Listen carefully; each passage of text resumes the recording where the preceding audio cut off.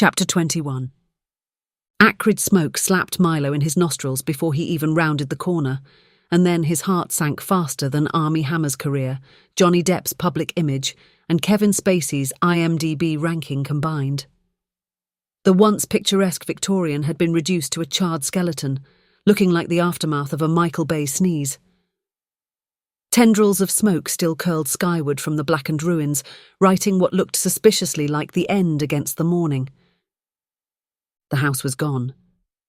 Their equipment was ash. Owen was hanging with Superman. Ava had been fired. And somewhere, Milo was certain, a film critic was already writing a scathing review of their disaster.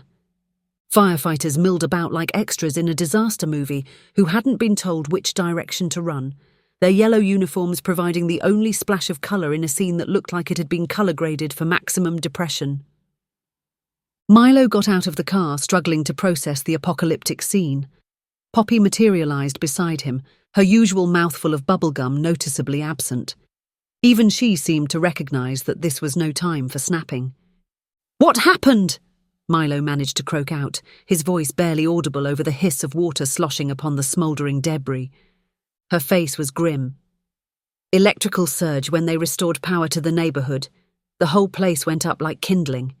By the time the fire department got here, it was too late." "Are we sure it was an accident?" Poppy raised an eyebrow. "What are you thinking?" "Ava." The name tasted bitter on his tongue. "After yesterday, I wouldn't put it past her to torch the place out of spite." "That's a serious accusation, Milo. Sometimes an old house with outdated wiring is a disaster waiting to happen." Milo wanted to argue, to insist that this was too convenient, too perfectly timed for mere coincidence. But the fight had drained out of him, leaving only a bone-deep weariness in its wake. "So what now?" he asked, already dreading the answer. "Now? We're royally screwed. Not only have we lost our location, but all the equipment, cameras, lights, sound gear, it's all gone." "Abernathy will never forgive me," Milo said. Trying to calculate the cost of the lost equipment made him want to curl up in a fetal position and never emerge. "What about insurance? After yesterday's call?" "Fat chance," Poppy scoffed. "We're on our own here, Captain, and most of the actors have already jumped ship. Between the constant delays and now this." She gestured at the smouldering ruins. "They think the project is cursed, and really, can we blame them? Even craft services have declined to continue."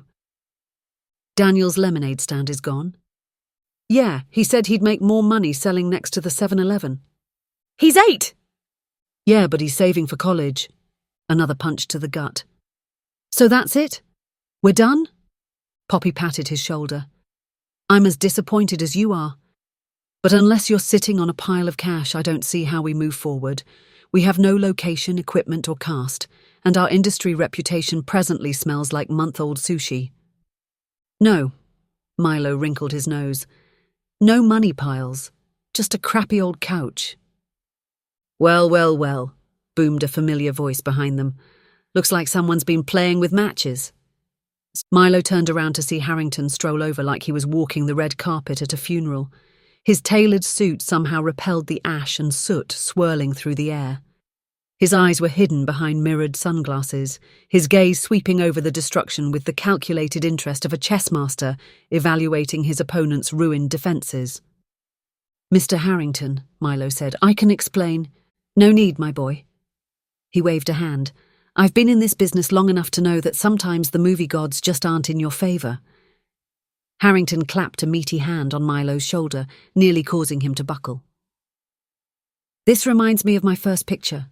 Attack of the Killer Kumquats. Don't look for it on IMDb, the picture's been scrubbed from existence, and for good reason." "What happened?" Milo asked. Harrington flashed his expensive teeth. "Everything that could go wrong did. Our lead actress developed a sudden violent allergy to citrus. The Kumquat Wrangler, yes, that was a real job, turned out to be wanted in 3 states for shoplifting. And the Great Kumquat Riot of '82. Harrington shuddered. "Let's just say there's a reason citrus fruits are banned from Sundance." Milo wasn't sure whether to laugh or cry. His career was going up in literal flames while Harrington was reminiscing about fruit. "How did you recover?" "Recover?" He laughed like a foghorn. "Son, I pivoted. Took what I learned from that disaster and applied it to my next project, then the next, and the next one after that, until I finally found myself where I am today." His sunglasses reflected twin suns. "The question is, what are you going to do now?" The weight of that question settled on Milo's shoulders.